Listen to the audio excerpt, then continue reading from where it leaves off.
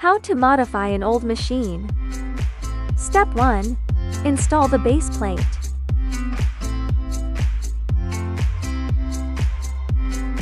Part 2. Installing the fan blades.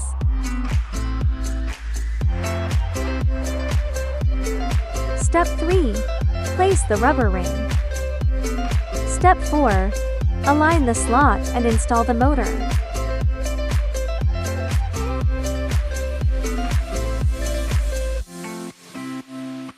After all 4 screws are tightened, then tighten them all together. Step 5. For the needle placement position. During the process of taking out the accessories, do not touch the circuit board. Manually rotate to the upper needle position. Align the magnet with the black component. Do not press it all the way down. Leave some space.